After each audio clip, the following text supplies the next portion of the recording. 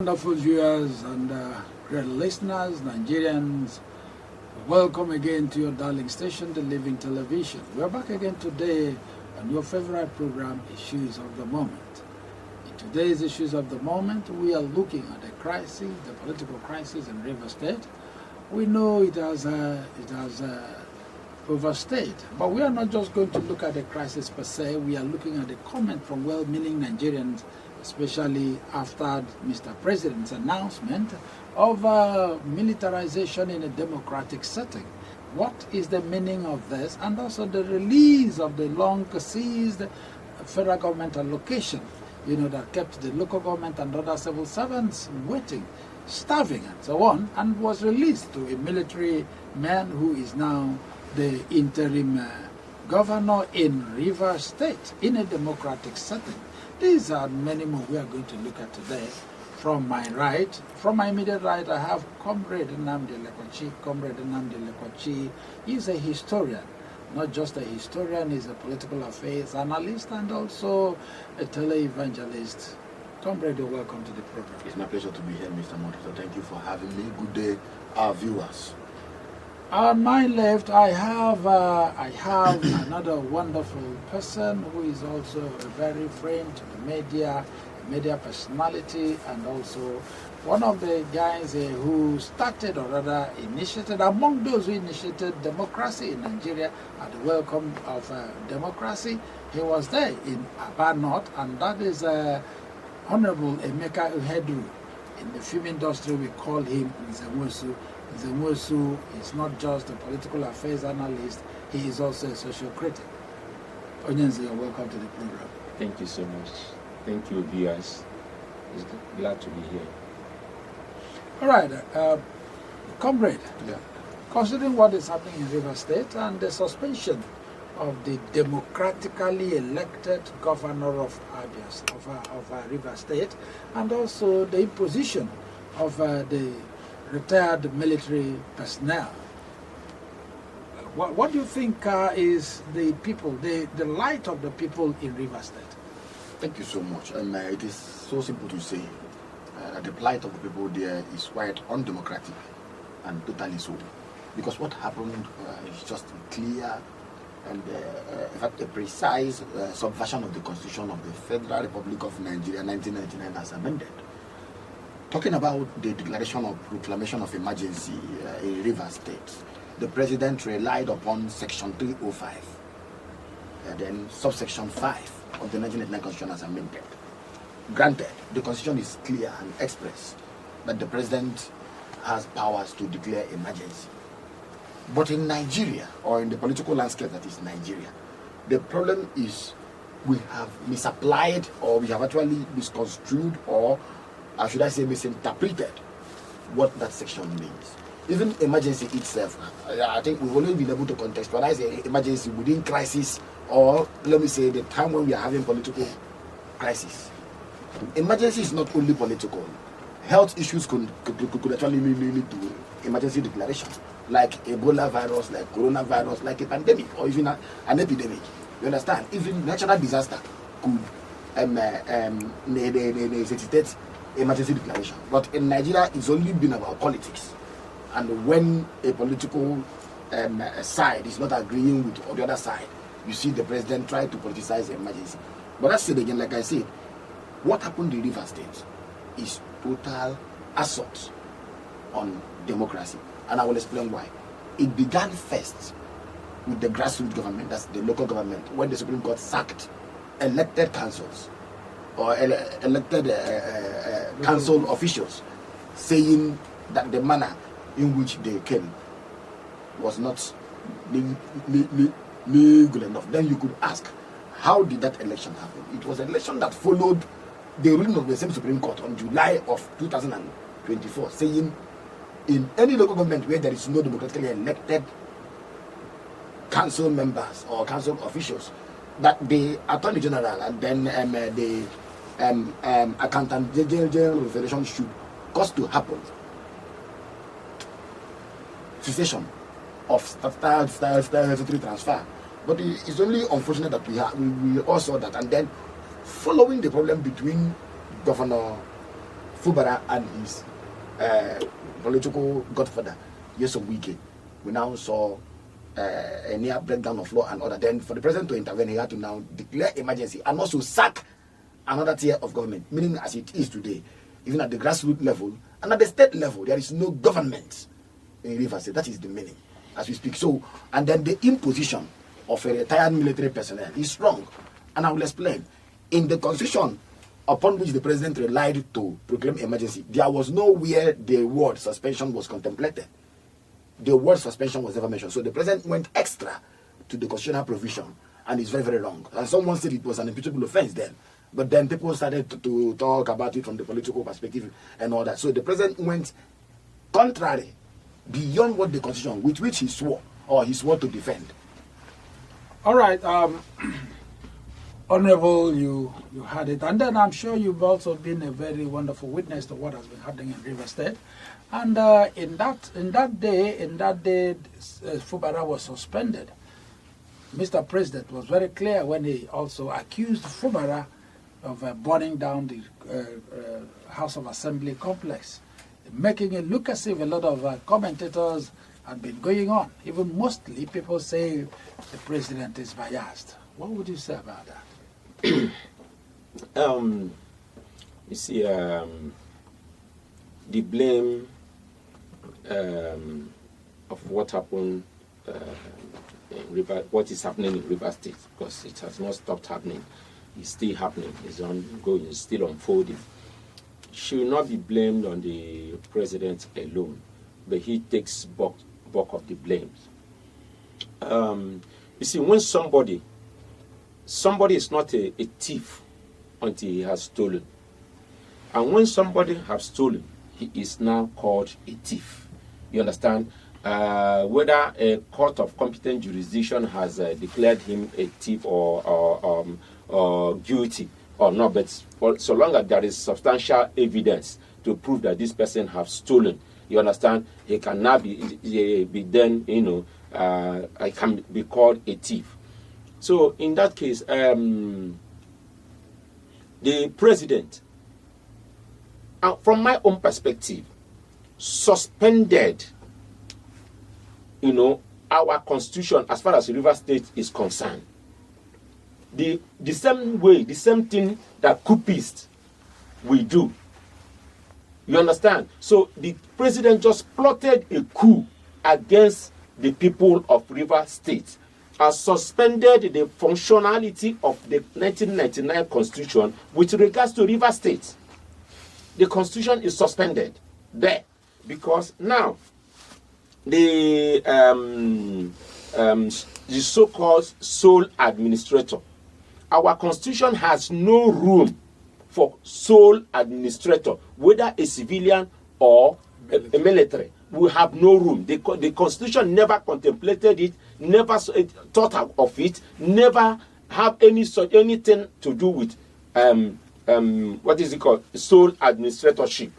Of course, you cannot have sole administratorship cannot run pari passu with democracy or in a democratic setting. You understand? You're having a democratically elected president running pari passu with a democrat with a military administrator, sole administrator, so to speak, in a particular state, which means, just like Comrade stated, there is no democratically elected local government functional at the local government level in Rivers State. There is no legislature, whether at the local councils or the House of Assembly, and there is no elected civilian elected governor. So everything about the constitution is suspended there. So what is prevailing in Rivers State now is official criminality perpetrated by the president. So now you see, one, they said there's a whole lot of people who are complicit in this very matter: the judiciary and the legislature. Now, the legislature confirmed this illegality. The Supreme Court said that until Fubara-led administration resubmitted the budget to 2025 budget to the House of Assembly, that the fund due for Rivers State from the federal allocation should not be released to his administration. That's one. Now, when they are now illegally plotted the coup against the will, the political will and wishes of the people of Rivers State, and imposed a military administrator on them. Now, the federal government, in against the judgment of the Supreme Court, released the money, the allocation, to the illegal government. It is illegal. That government there is illegal and unconstitutional. As far as I am concerned, it is local. It is Tinubu's administration. It is not Tinubu that is not administering the Rivers State. So now you release 400 billion to one individual, which the state and the Supreme Court said should not be released to a government. Now, who did this person submit the appropriation to? Can the National Assembly pass appropriation for an illegal government to operate? That's why I'm saying that a lot of people have a hand in this thing and making it so complicated. All right, comrade, you had that also. But Yes. Looking at this crisis right from the onset, and then where is the place of Wike? If you have been following the drama, do we assume that Mr. President is now playing, or rather acting, the script written by Wike? Yes, the place of Wike is clear. I think the president was actually once asked about the position of Wike, whether Wike should be sacked going forward. Then he said Wike was one of the most hardworking ministers in his cabinet. So the position of Wike is clear, that the 8-point resolution the president tabled was totally tilted against, if it was actually against the governor. And the governor relied on the terms of the 8-point resolution to withdraw his case from the court, only for the Supreme Court to now say, by virtue of withdrawing your case, it means you have accorded recognition on the 27 defected members of the House of Assembly who joined the APC.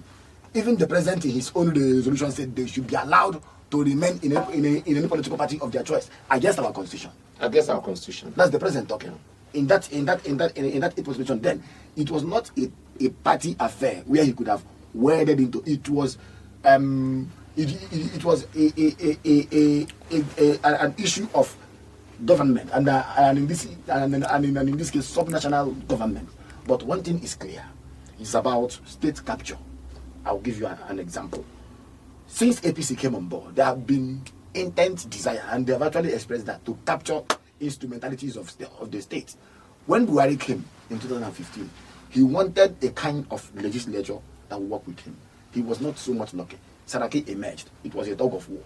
We saw how hooded men and personnel of the DSS blocked and barricaded the National Assembly, stopping elected lawmakers, our representatives, from accessing the chamber. Am I correct? Yeah. Following which, Vice President, then acting, sacked the DSS, DG for Buhari to come back and then do what? He now sacked the person who was actually, and that person was from, I think, Bayelsa, and I've forgotten the name of that person, but I will remember the name.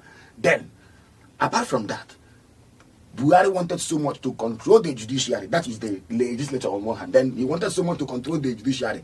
What did he do? He sacked the Chief Justice of the Federation, Justice Walter Onnoghen, and in his place put someone from his part of the country.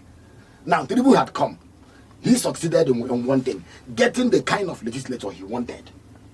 Whether you talk about Akpabio, whether you talk about Benjamin Kalu, Barau, and the Abbas, they were all people Tinubu chose. Tinubu chose them. What does that tell you? It tells you that the instrumentality of power wanted the government at the center wanted to unify all arms of government to itself. And the sufferers are the people, because it will put an end to what is known as checks and balances. And that is what is happening even in Rivers State. That as we speak today, like I did say, there is no local government, no state government, Now you have a sole administrator whose office was not even contemplated by the constitution, and you are releasing money to him, and he's not accountable to anybody. There is no checks. There are no checks. There are no checks. What say on him? All because someone or one particular government wanted to control the instrumentality of power. And I'll give you one example. Somebody like Akpabio, and I've said it here before, did not participate in the primary, senatorial primary of the APC. He was on the presidential ballot then. Yes. He stepped down for President Bola Ahmed Tinubu, calling him his bigger brother. The reward was for someone who never participated in the primary to get the ticket of the party. And the Supreme Court held that it was a party affair. That no court, in fact, the appeal court that had actually sacked Akpabio had no powers to do so. Who chaired the panel, who led the panel? Justice Kekere Ekun, who is today Chief Justice of the Federation. The same person who pronounced the judgment that gave a fourth place candidate the position of governor in Imo State. Now you have Akpabio, you have Tinubu, you have Kekere Ekun. They are now in control of the government. So he speaks to something. Are you following? Yeah. So the sufferers are the people of the state, and that is, and I want to believe what he actually said. The constitution had been suspended to a large extent because, as we speak today, there is no government in River State. Our wonderful viewers, we're still on it, issues of the moment, and then remember we're talking about the crisis and the political crisis in River State, the suspension of the democratically elected government. Well, our analyst in the House, Comrade Lekwachi, has seen that as a state capture. And then Honorable Meka Ihedru sees that as a coup. And then these are the things we are looking at. At what point was our president, Ahmed Bola Tinubu, was he supposed to come in? Was he supposed to make that announcement? And then is it proper for a military person in a democratic setting to suspend elected governor of the people without consulting the people? And then talking about emergency according to the Constitution 305, which the president quoted, which he used. A lot of people have criticized that. Even Bode George said that was very wrong. He blamed Wike. He was very open in blaming Wike on what is happening in River State, even as we speak today. Honorable. Yes. In blaming Wike, every one of us know or should have known that there is no how the president wouldn't have supported Wike, because what Wike wants to do in River State is already what the President Bola Ahmed Tinubu has been doing in Lagos. Not did, it's doing in Lagos, has been doing in Lagos in the last 12 years. You understand? So we all know how he brought in this other governor. You understand? Because he felt that the governor felt that he was no longer enjoying the... And was becoming more popular. Yes, it was becoming very popular, and he was no longer loyal to him. So he had to terminate his tenure by 4 years, cut short his tenure, Ambode, and now brought this one, Sanwo-Olu. Now, that's something they want to do in River State. So this one, our president now, unfortunately, is controlling the resources and the entire political space in Lagos State, and that's what Wike also wants to do here. And both of them are friends. You understand? They have just become political friends. I don't want to say they have been friends all along. They just became political friends. But yes, but the thing now is this: the people of Lagos State could not resist the president, but the River State, they are resisting Wike. And that is why the president now had to throw his weight and then suspended our constitution, which has not just led to the coup that we are having. The government and the president alleged that Fubara burnt down the House of Assembly of Rivers State. Who is he supposed to? Is he supposed to complain? The Rivers State House of Assembly belongs to the Rivers State people. They are the people who are supposed to. It is not a federal edifice. You understand, or federal structure. It belongs to the state. So it is the look at the people of Rivers State that are supposed to. How is he even sure that Fubara did that? No, that's why I said alleged. He is not even sure. If not for the umbrella they call immunity that is covering him, that one is also supposed to be something that could take him to court. But now you cannot take him to court because of this the umbrella they say that is that is called what is it called immunity that is covering him. So in the whole thing, you find out that, like my colleague here, comrade, stated earlier on, you see, the thing, it boils down to, I called it coup, he called it state capture, but it could be all of the two that is playing out, state capture and the coup. They want to capture the state via a coup by suspending the constitution. You understand? So a whole lot of things is playing out. They are running 2-man caretaker committee in Nigeria.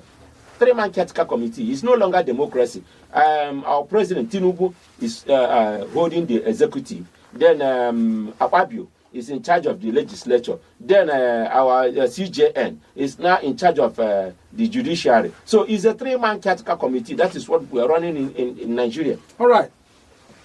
That calls for really, it calls for a big thinkover. Talking about the 3-man committee that is handling the country in a democratic setting. We better say triumvirate. Yes, all right.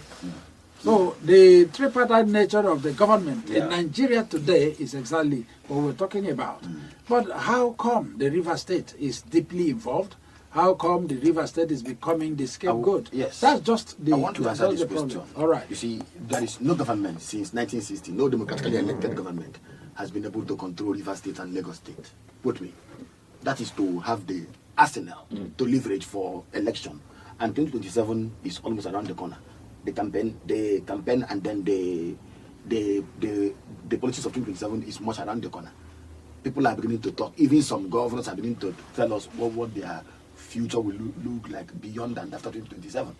So it is paramount for this federal government, or if the federal government should remain useful or should remain in the picture beyond 2027. That is ABC, that they want to control.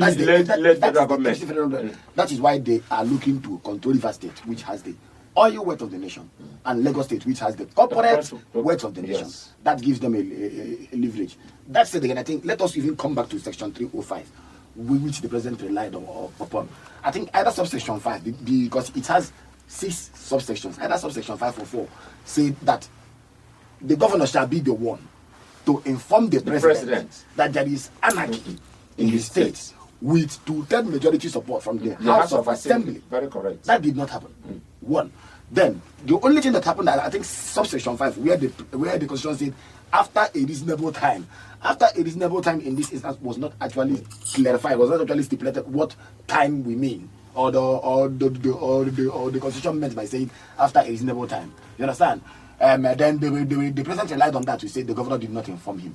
But the allegation of tearing down the House of Assembly came from the judgment by the Supreme Court.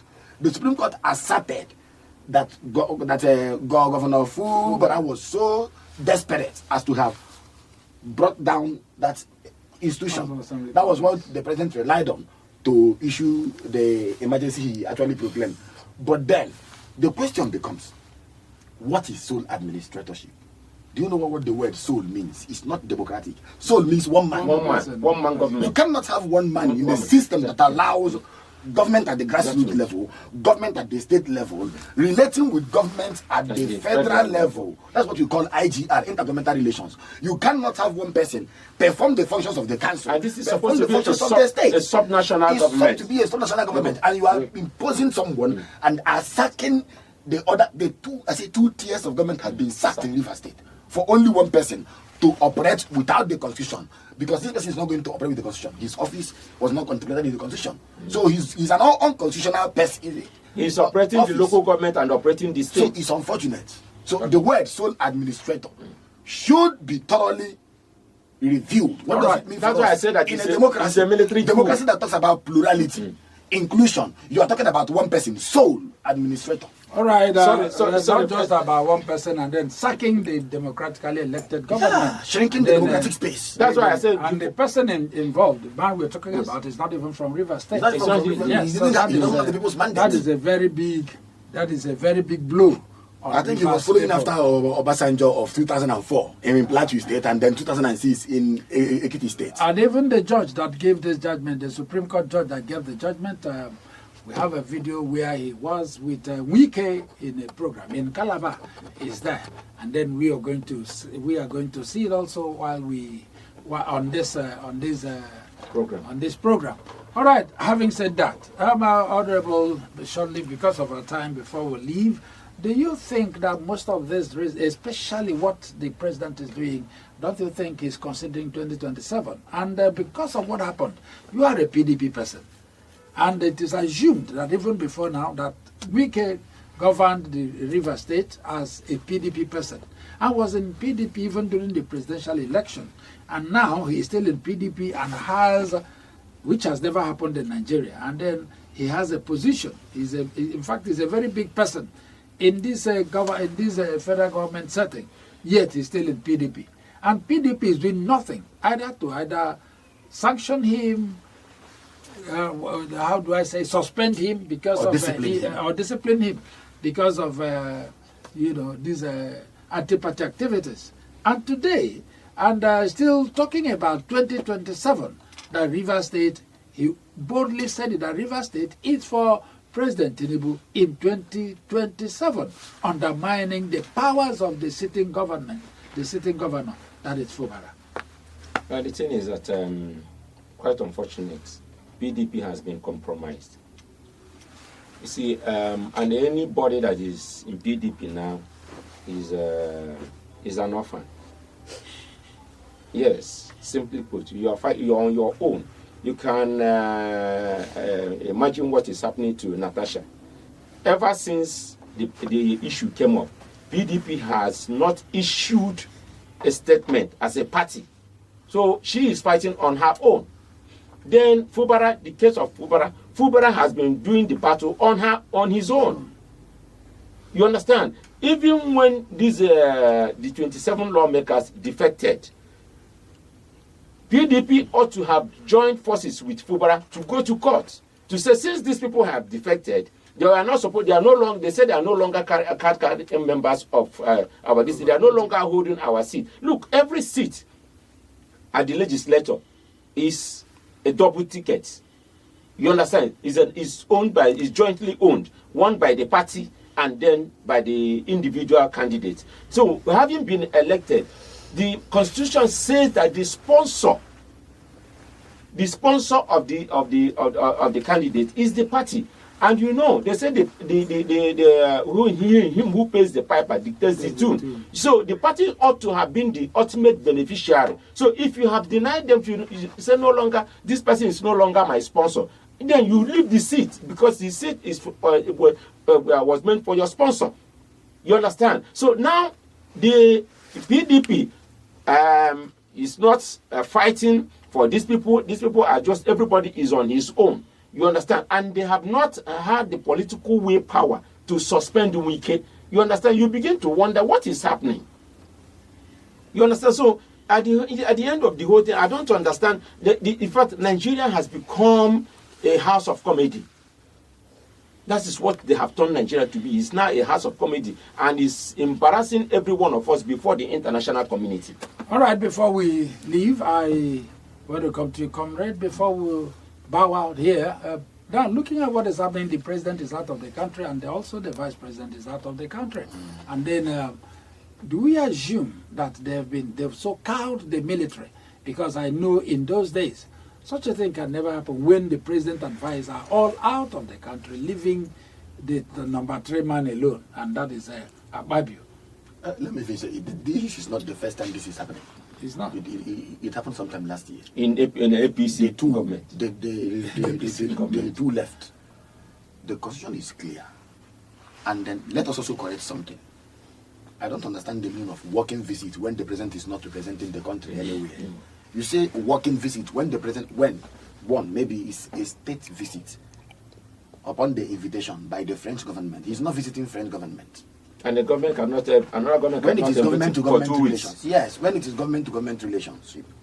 When he is interacting with another government, it could be a working visit, which means he is working for the country outside the shores of the country. Sure. Very correct. But he's not working for us now. He's working for himself.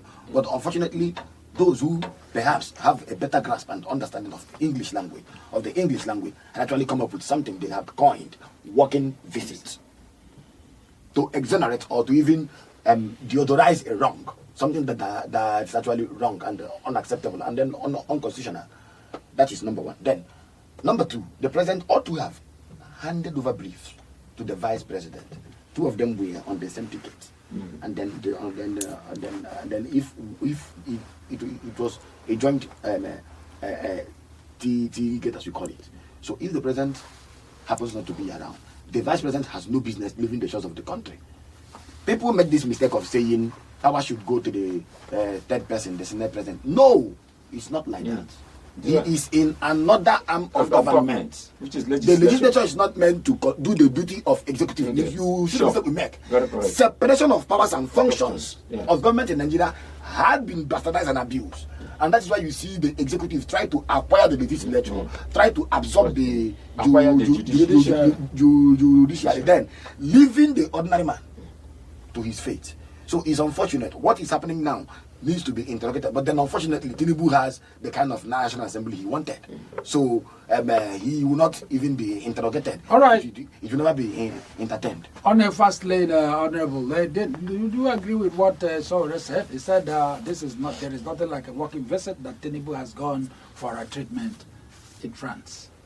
Yeah, the thing is that it's quite unfortunate we are having a government that is that never speak the truth. Truth is in short supply as far as this government is concerned. You understand? So they never tell us the truth. It cannot be, what would a president in the whole world be doing outside his office, outside his country for 2 weeks? What kind of working visit? And one particular nation. He went to a particular country for 2 weeks. So the thing is that they are not telling us the truth. He went there for personal purpose. Let's not call it even health issue. If our president is having health challenge that can take him out of the country for 2 weeks, then it calls for concern. So he must have gone there on his personal business or whatever, and then his vice also went on his own personal business. So the thing is that the country as it is now is on autopilot. You know, you are just trying to polish it again. I think the nation now is a kind of, we have no parents. You understand? Yes. The mother and the father are not around. So Nigeria is an orphan. That is what it is. Nigeria is an orphan. You understand? Pending when they come back, because there is no how you can even transmit power to the legislature, to the Akpabio, who is the function of the executive and the judiciary at the same time. You understand? Who knows? Maybe they have transmitted it to the judiciary, because that is what is happening in Nigeria. All right, wonderful people, great listeners and viewers of Living Television, thank you for being part of this program today again. We're going to be back again after now. Remember, Thursday is going to be another wonderful day. We are going to come up with another wonderful topic that will also interest you. Today's program, from my right, as usual, I have Comrade Nnamdi Lekwaji. Comrade Nnamdi Lekwaji, thank you for being part of today's program. Anytime, any day. And on my left, I have Honorable Emeka Iheduru Nzemosu. Thank you for being part of today's program. Thank you so much for having me. Thank you, viewers. And keep believing that at least at the end of the day, there must be divine intervention. This will not continue like this in Nigeria forever. All right, and this is your anchor man, Chinedum Godson Adiele. Keep headed with us, and we'll keep you posted. Bye for now.